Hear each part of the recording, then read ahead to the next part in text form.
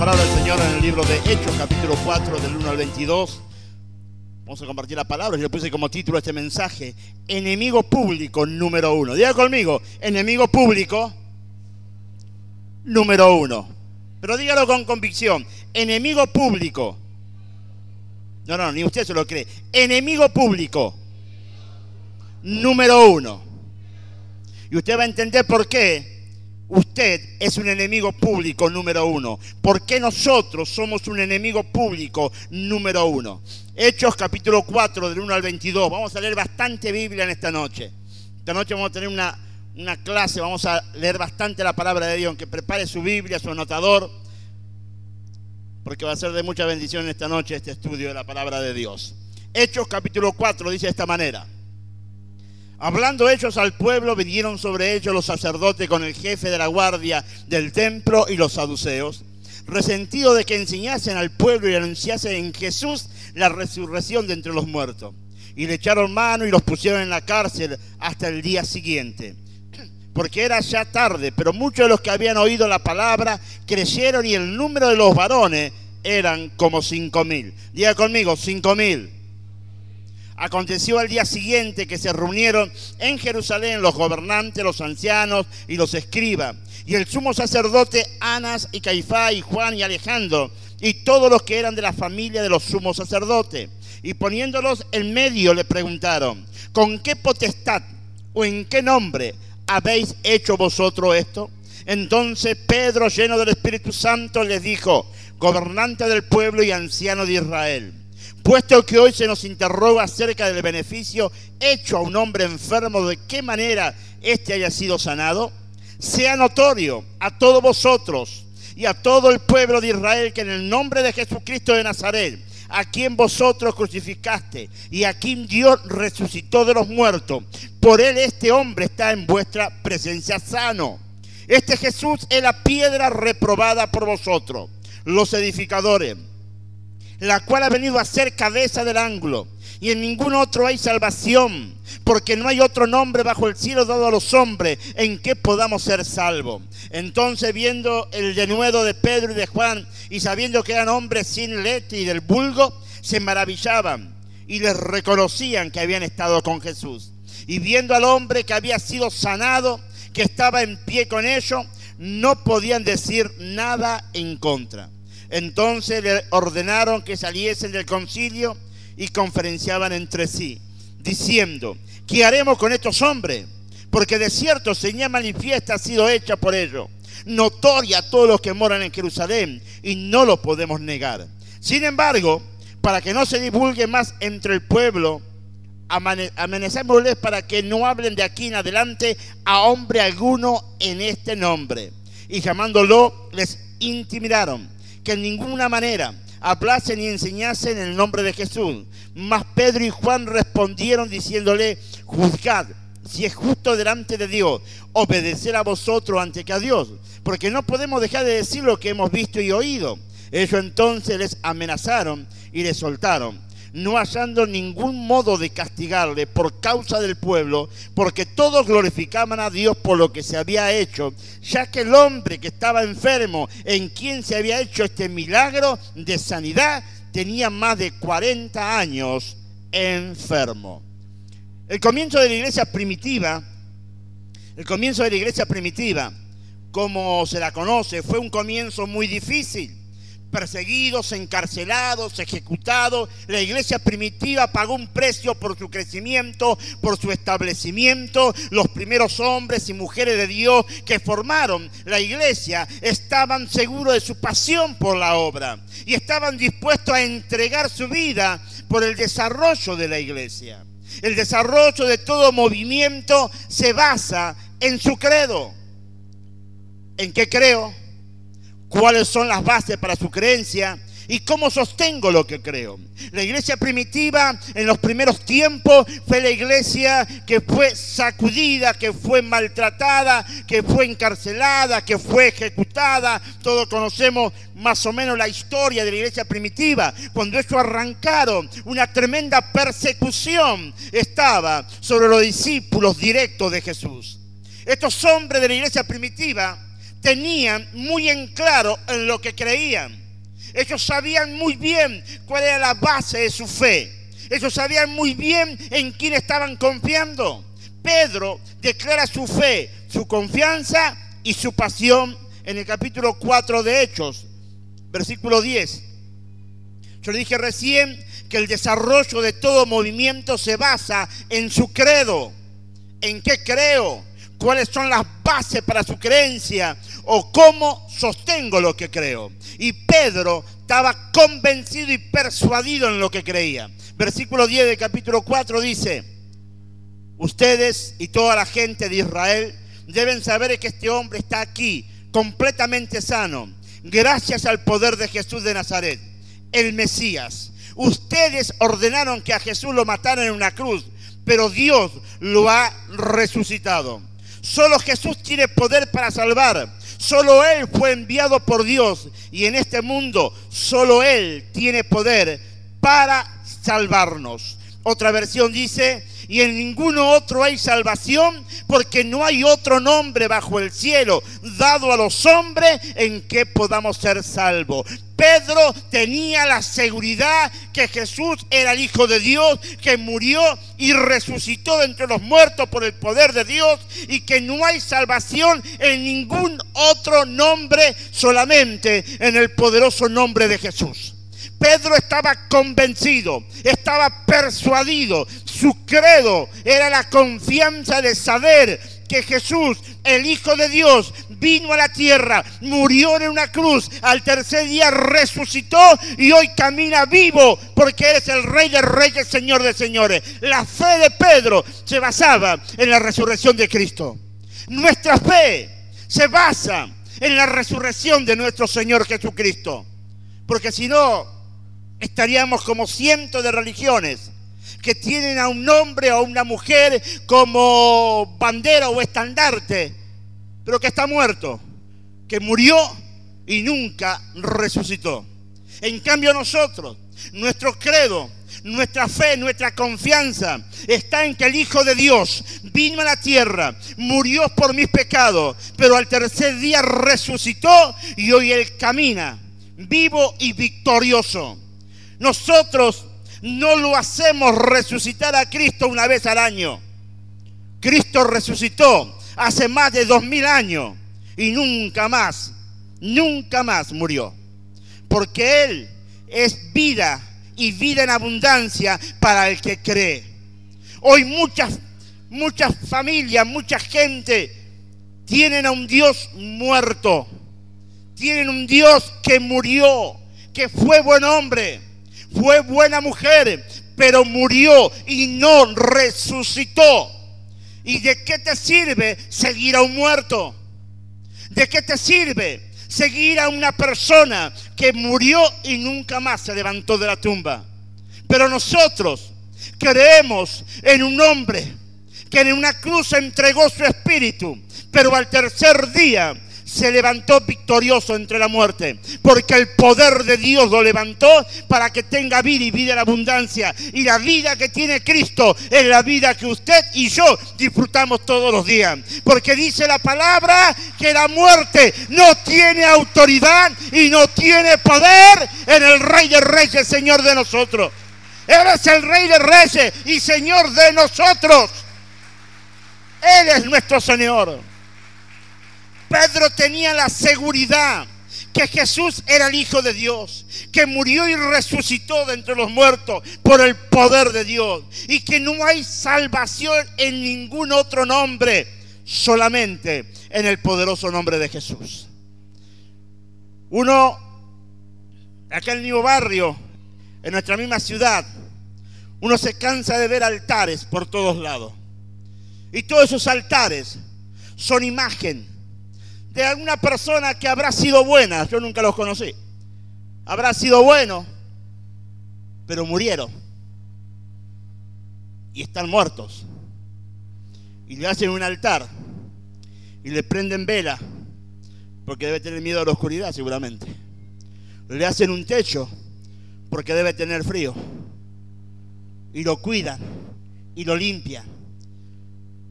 Pero nosotros no tenemos un Dios guardado en un santuario. Nosotros tenemos al Rey de Reyes, Señor de Señores, sentado a la diestra de Dios Padre y al Espíritu Santo en tu corazón y en mi corazón, dirigiendo la iglesia en este tiempo. Nosotros no servimos a un Dios muerto, servimos a un Dios vivo. La claridad de lo que ellos creían fue la base de la firmeza en la tarea que tenían asignada: ir y hacer discípulos a todas las naciones. La claridad que los apóstoles tenían de lo que ellos creían fue la base y la firmeza en la tarea que tenían asignada: ir y hacer discípulos a todas las naciones. Estos apóstoles de la iglesia primitiva, ellos estaban convencidos, persuadidos, estaban seguros de lo que estaban haciendo. Y esa claridad le daba la base y le daba la firmeza en la tarea que el Señor le había encomendado: ir y hacer discípulos a todas las naciones, bautizándolos en el nombre del Padre, del Hijo y del Espíritu Santo. La confianza de un Cristo vivo, de la resurrección de Cristo, de la confianza en Cristo, le daba la fortaleza para seguir avanzando, para seguir trabajando y desarrollando la tarea a pesar de las adversidades. La iglesia, desde su fundación, ha sufrido y sufre persecución. Hoy nosotros estamos en Argentina y en Argentina, gracias a Dios, no tenemos esa clase de persecución. En Argentina tenemos la libertad, por ahora, de predicar a Cristo libremente.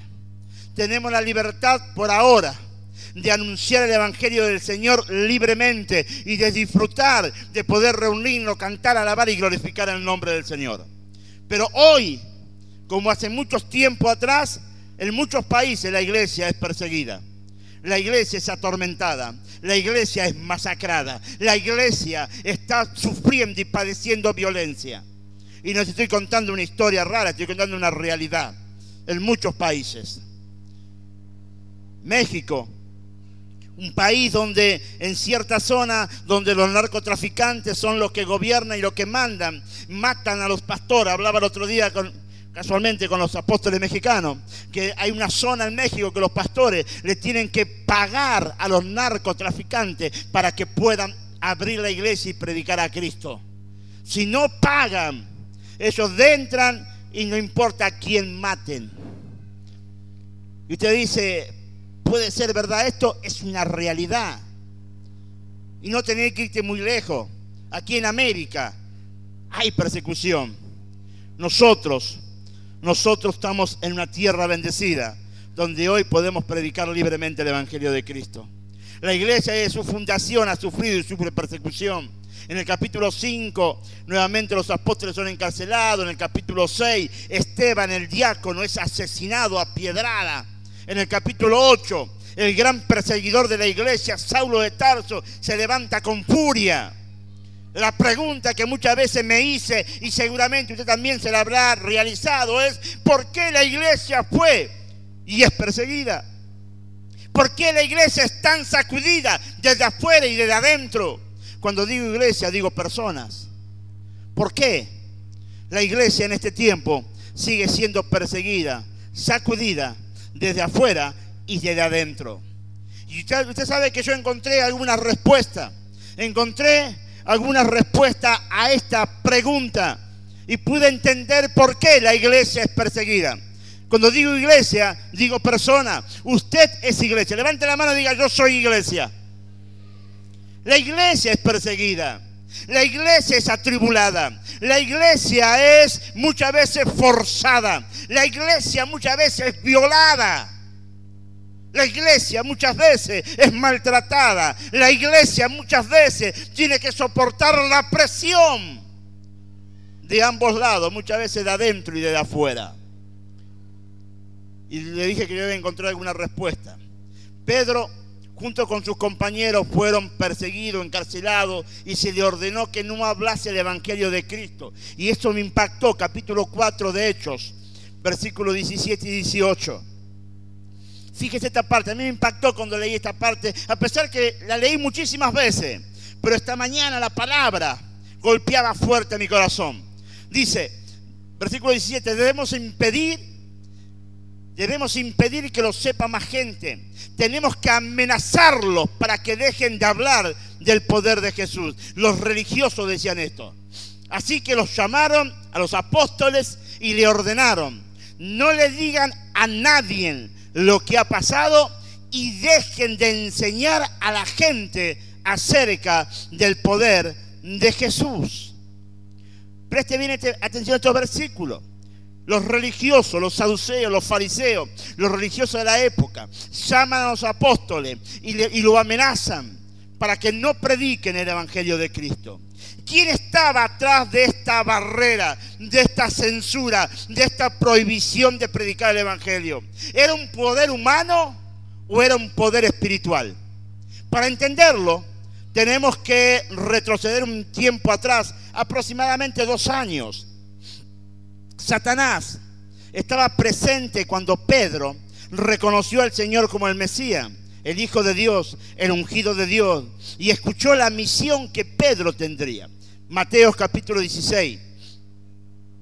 Encontramos algo importante. Dice Mateo capítulo 16, versículo 13. Viniendo Jesús a la región de Cesarea de Filipo, preguntó a su discípulo diciendo: ¿quién dice los hombres que es el Hijo del Hombre? Ellos dijeron: uno Juan el Bautista, otro Elías, otro Jeremías, alguno de los profetas. Y él le dijo: ¿y vosotros quién decís que soy yo? Respondiendo Simón Pedro dijo: tú eres el Cristo, el Hijo del Dios viviente. Entonces le respondió Jesús: bienaventurado eres Simón, hijo de Jonás, porque no te lo reveló carne ni sangre, sino mi Padre que está en los cielos. Y yo también te digo que tú no eres Pedro, Petros, piedra pequeña, y sobre esta roca, Petra, edificaré mi iglesia. Y las puertas del Hades no prevalecerán contra ella. Y a ti te daré la llave del reino de los cielos. Y todo lo que atares en la tierra será atado en los cielos. Y todo lo que desatares en la tierra será desatado en los cielos. Si usted va a prestar atención a esto, escuche bien. Versículo 18, cuando Pedro reconoce quién era el Señor le dice que se llamaría, a partir de ahora, no se va a llamar Simón, que ahora te va a llamar Pedro, que en griego es Petros, piedra pequeña. Y cuando el Señor dice, y sobre esta roca, en griego usa la palabra Petra, que es roca, algo grande. No está hablando de Pedro, está hablando de él. Sobre mí, dice el Señor, la roca se va a edificar la iglesia. Te lo voy a explicar bien. Estaba Jesús y Pedro. Cuando Pedro reconoce que eres el Mesías, dice: bueno, ahora tú no se vas a llamar Simón, sino Pedro, Petras, una piedra pequeña, una piedra chiquitita, pero piedra al fin. Y luego dice: y sobre esta roca. Y cuando dice sobre esta roca, no está diciendo sobre Pedro, dice sobre esta roca, porque utiliza otra palabra en griego. No utiliza la misma palabra que usó con Pedro. Usa otra palabra que es Petra, que es roca. Y le dice: sobre esta roca se edificará la iglesia. Y estaba hablando del mismo. Jesús estaba diciendo: ahora eres una piedra, pero sobre esta roca, dice Jesús, se va a edificar la iglesia. En que ya Satanás estaba escuchando lo que le estaba diciendo a Pedro. Ya no iba a ser algo que iba a andar de acá para allá, sino que ahora va a ser una piedra, va a ser algo duro, algo conciso, algo fuerte. Pero también Satanás escuchaba que Jesús le decía: pero sobre esta roca, sobre Jesús, se va a edificar la iglesia. Versículo 19. Satanás sabía que contra el Señor no podía pelear y vencer. Pero Satanás escucha cuando el Señor le dice a Pedro que le entregaría la llave de los cielos. Y a ti te daré la llave del reino de los cielos, le dijo a Pedro. Satanás estaba escuchando cuando el Señor le dijo a Pedro: Pedro, a ti te entregaré la llave de los cielos. ¿Y qué significa la llave del reino de los cielos? Tenemos que ir al libro de Hechos. Toda la respuesta usted siempre la va a encontrar en la Biblia. Hechos capítulo 2, versículo 14. En adelante usted va a encontrar esto. Leemos el 14 y saltamos al 37. Fíjese lo que dice. Entonces Pedro, lo que significa la llave del reino de los cielos. Entonces Pedro, poniéndose en pie con los 11, alzó la voz y le habló diciendo: varones judíos y todos los que habitáis en Jerusalén, esto os sea notorio y oíd mis palabras. Pedro estaba predicando. Sepa pues ciertamente toda la casa de Israel que a este Jesús a quien vosotros crucificaste, Dios la ha hecho Señor y Cristo. Al oír esto, se compungieron de corazón y dijeron a Pedro y a los otros apóstoles: varones hermanos, ¿qué haremos? Pedro le dijo, arrepentíos y bautícense cada uno de vosotros en el nombre de Jesucristo para perdón de los pecados y recibiréis el don del Espíritu Santo. Porque para vosotros es la promesa y para vuestros hijos y para todos los que están lejos, para cuanto el Señor nuestro Dios llamare. Y con otras muchas palabras testificaban y les exhortaba diciendo, sed salvos de esta perversa generación. Así que los que recibieron su palabra fueron bautizados y se añadieron aquel día en el primer mensaje de Pedro 3.000 personas. La llave de los cielos que le fue entregada a Pedro fue la llave de la puerta de la oportunidad de ser salvo. Predicó a los judíos y 3.000 se convirtieron. Luego predica en una casa, en una célula de gentiles, personas que no eran judíos, y la llave le abre la puerta de la oportunidad de la salvación a los que no son judíos. Cornelio y toda su familia son llenos del Espíritu Santo. Quiere decir que Pedro, cuando recibe la llave de los cielos, Pedro está recibiendo la oportunidad que le va a dar a la gente, tanto al judío como al gentil. Los gentiles somos nosotros, los que no somos judíos, de ser salvo por medio de la obra redentora de Cristo en la cruz del Calvario. Hechos capítulo 10 dice, 10:44 dice, todavía estaba hablando Pedro en una célula de personas que no eran judíos. Póngale usted la nacionalidad que quiera a esa célula. Todavía estaba hablando Pedro con ellos cuando de repente el Espíritu Santo vino sobre todos los que estaban escuchando el mensaje. Los que habían venido de Jope con Pedro se quedaron sorprendidos al ver que el Espíritu Santo había venido también sobre los que no eran judíos y los oía hablar y alabar a Dios en idioma desconocido. Pedro le dijo a sus compañeros, Dios ha enviado el Espíritu Santo para dirigir la vida de gente de otros países, así como nos los envió a nosotros, los judíos. Ahora nadie puede impedir que también lo bauticemos. La llave que Pedro tenía era la llave del mensaje de salvación. Pedro fue el primer predicador que le predicó tanto a los judíos como a los no judíos. Pedro vio la manifestación del Espíritu Santo en el pueblo judío y vio la manifestación del Espíritu Santo en los no judíos. La llave de los cielos que Pedro tenía era la llave que se abría, la oportunidad de la salvación para toda raza, para toda lengua, para toda nación. Esa era la llave que Pedro tenía. La llave de los cielos que le fue entregada a Pedro fue la llave de la puerta de la oportunidad de ser salvo. Pedro, un varón de Dios con una palabra direccional sobre su vida, le entregaba la llave de presentar el evangelio a todas las naciones.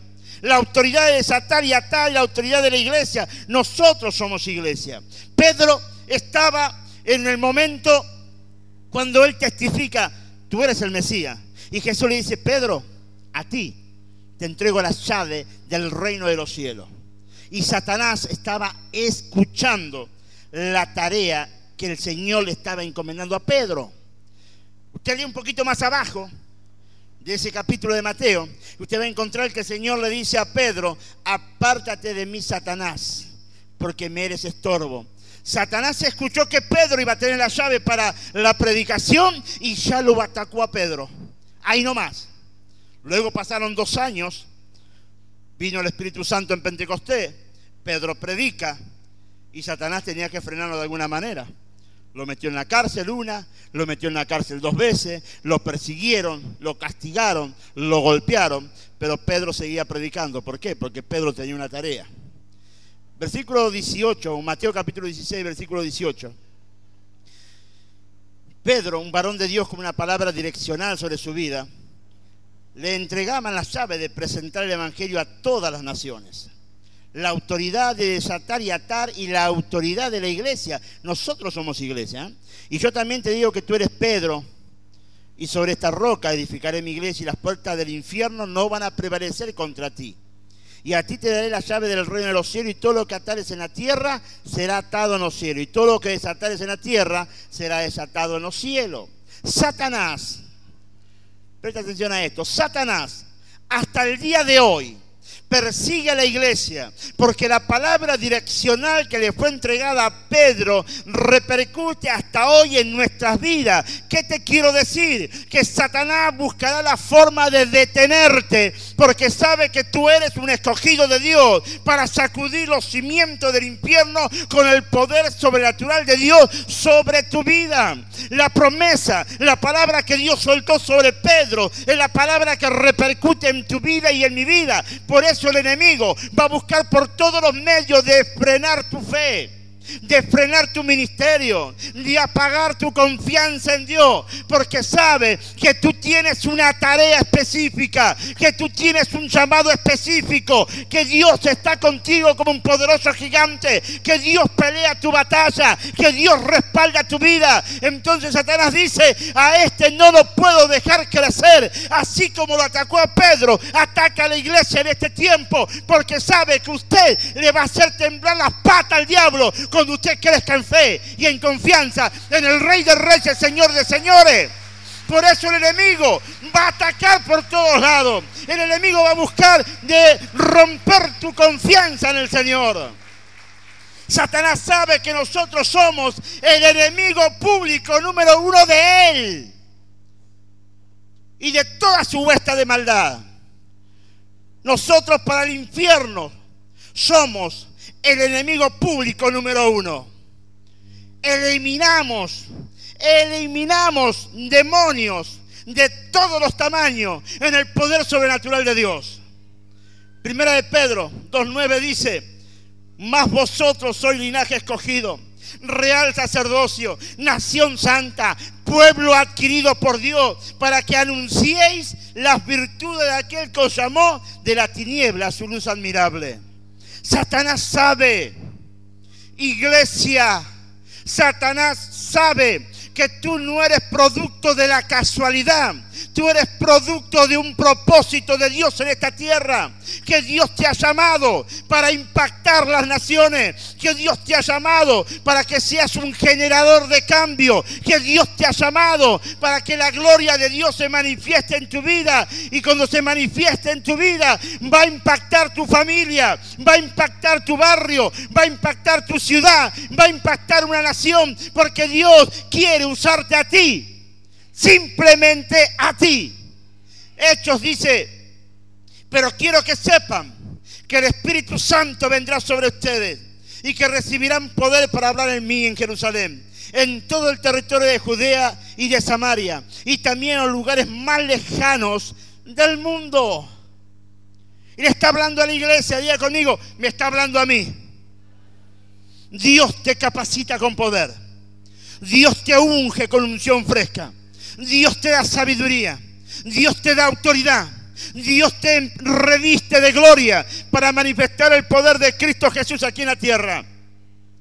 Los demonios pueden venir, pero así como viene tendrán que retroceder. Porque dice la palabra que las puertas del infierno no van a prevalecer contra la iglesia de Jesucristo. Cuando usted avanza en fe, cuando usted avanza en confianza, cuando usted cree en cada promesa de Dios, las puertas no se van a poner contra usted. Usted la va a derribar porque usted tiene el poder y autoridad del Espíritu Santo.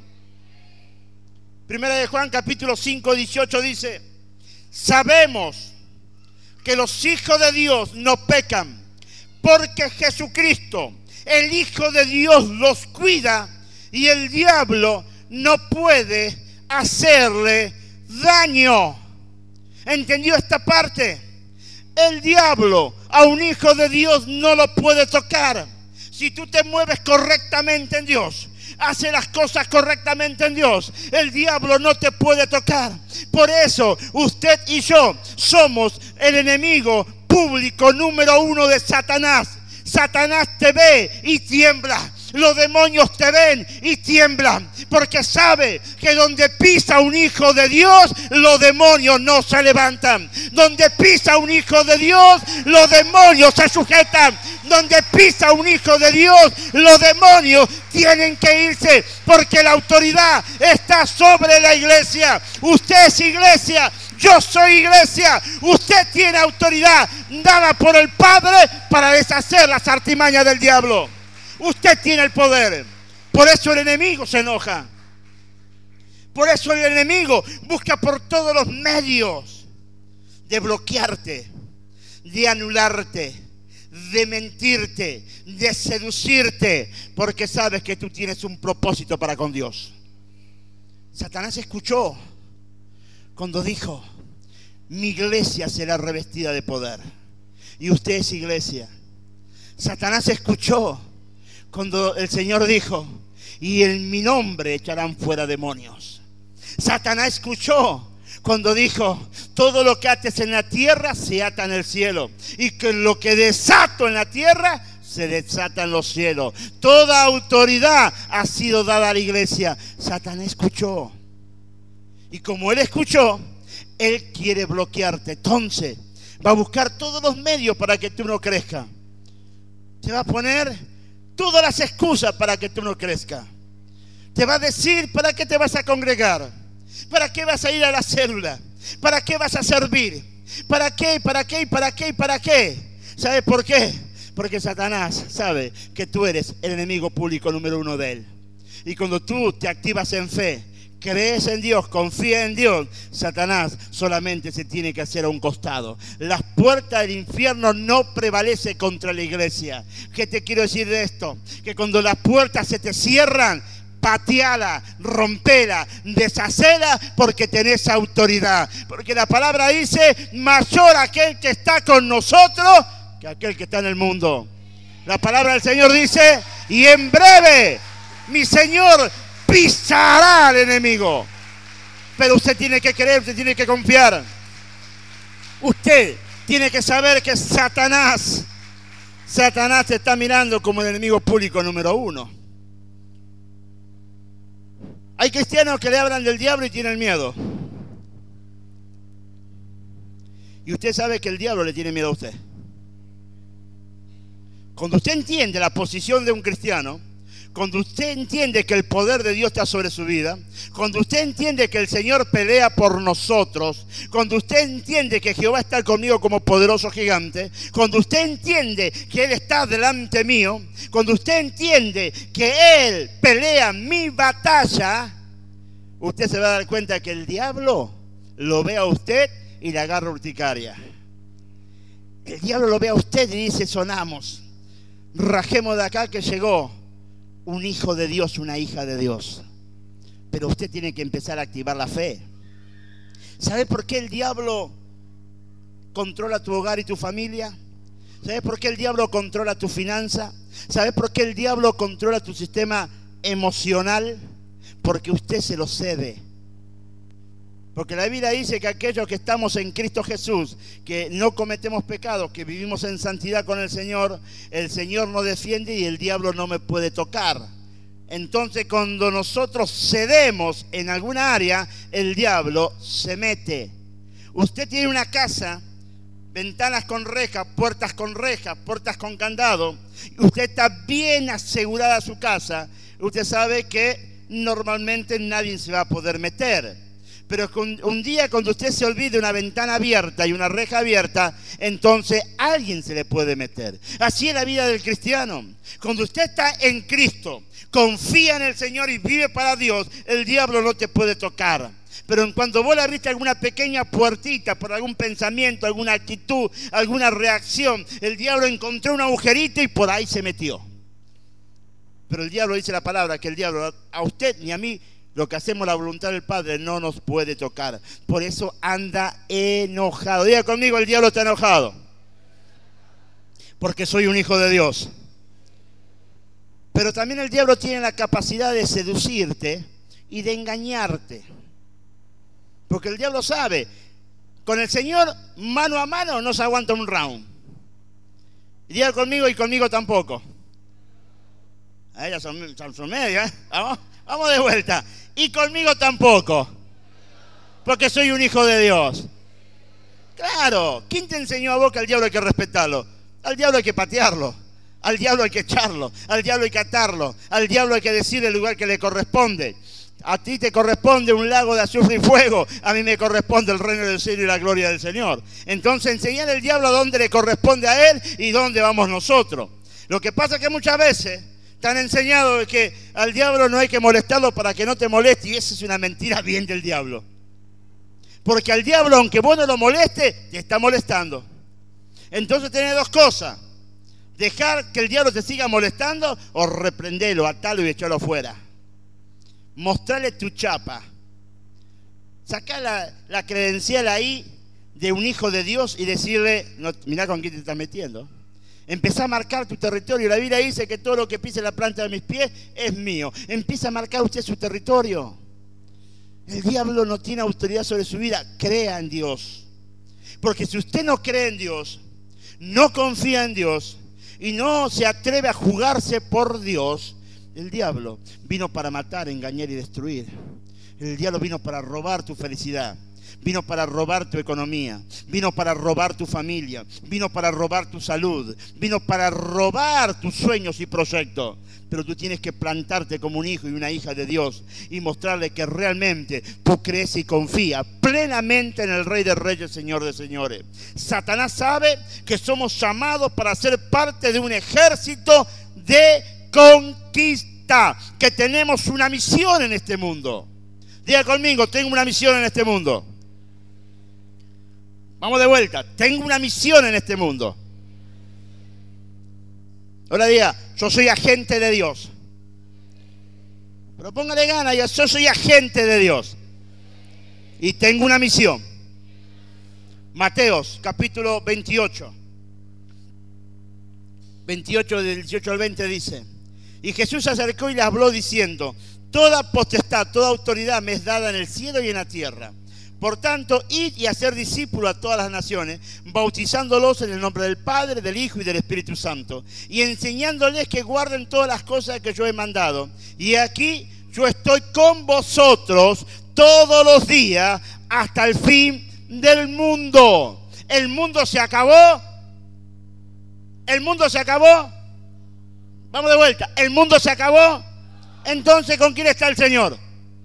Conmigo, diga.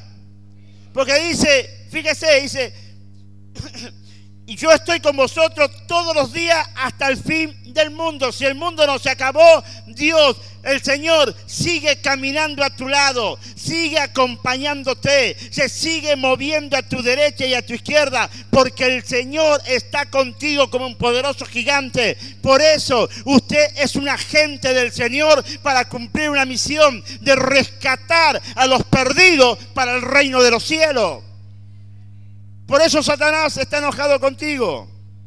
Por eso usted es el enemigo número uno del diablo.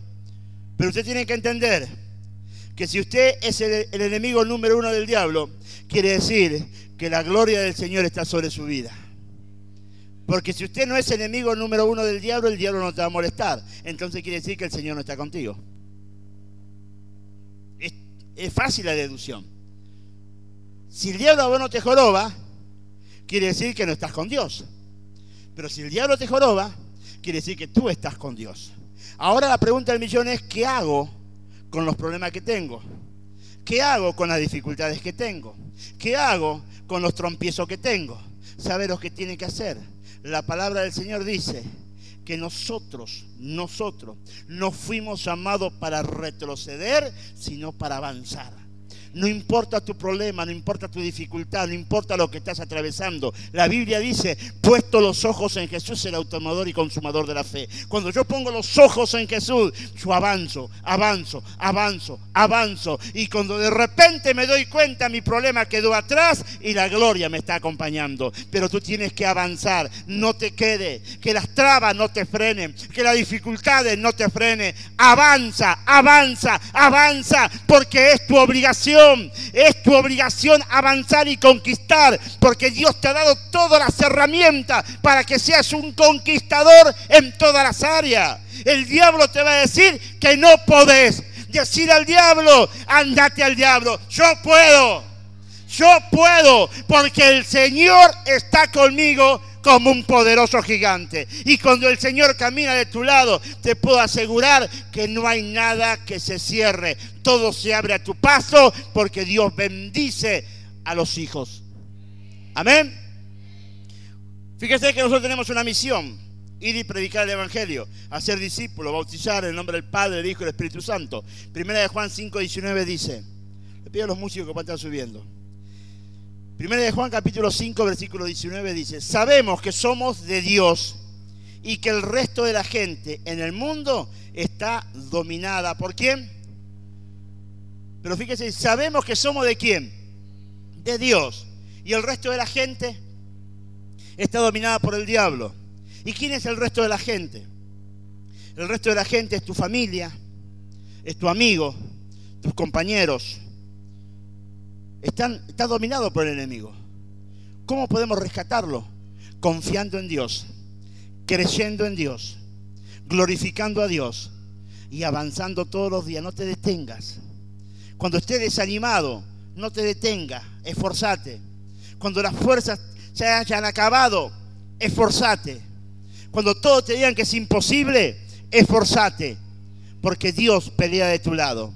Dios quiere rescatar a tu familia, Dios quiere rescatar a tus amigos, Dios quiere rescatar a tu barrio, Dios quiere rescatar a tu provincia, Dios quiere rescatar a tu nación, pero Dios te va a usar a ti, no a otro.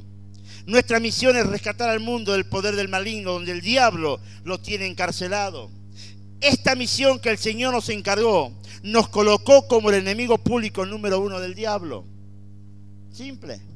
Si usted no hace nada, usted no va a tener problema en ningún lado.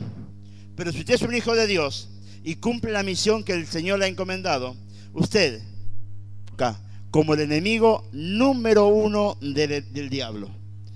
Satanás, me imagino, entrará a su sala de cómputo, abrirá ahí la computadora y empezará a abrir un archivo y encuentra en ese archivo que en Barrio Independencia, en la iglesia del Gigante Jesucristo, hay más de 400 personas que son su enemigo, porque han creído en el poder sobrenatural de Dios, han confiado en el poder sobrenatural de Dios y viven la plenitud del Espíritu. Y cuando uno vive la plenitud del Espíritu, todo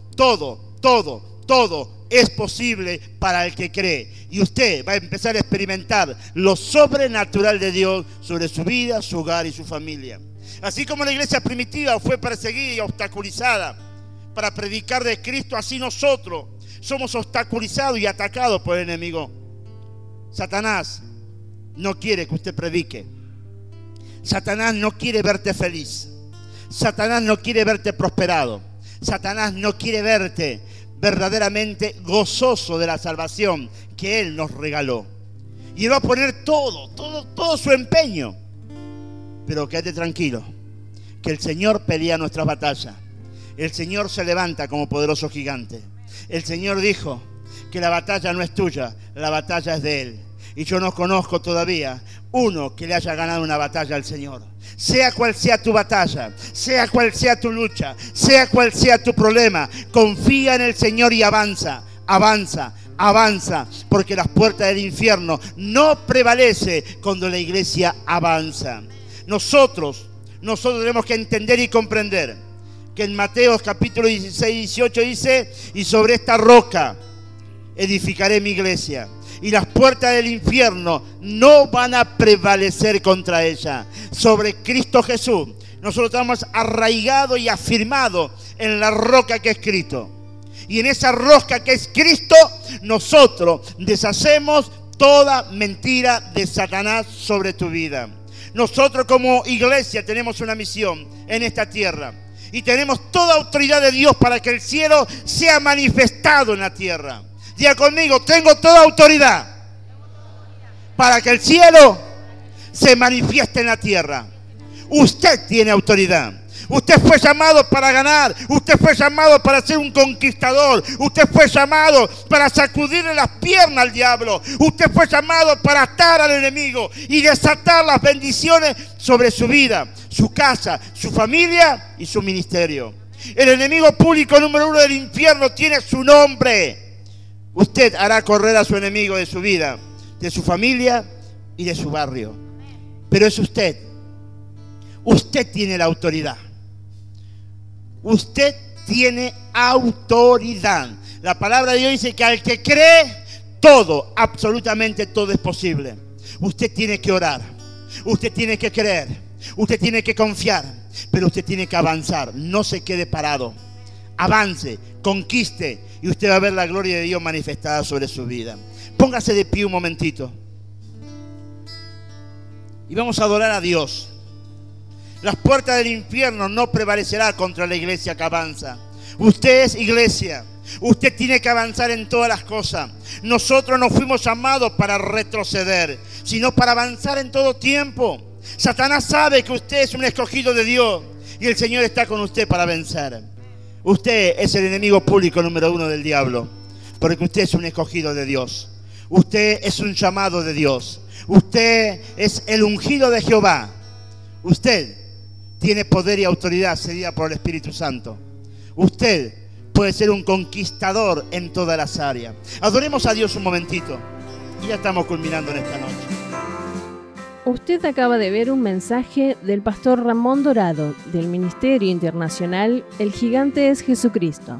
Para adquirir este u otro de nuestros mensajes, comuníquese al 54 02 202 45 41 55 o visite nuestro sitio web www.elgiganteesjesucristo.org. Con poder resucitó.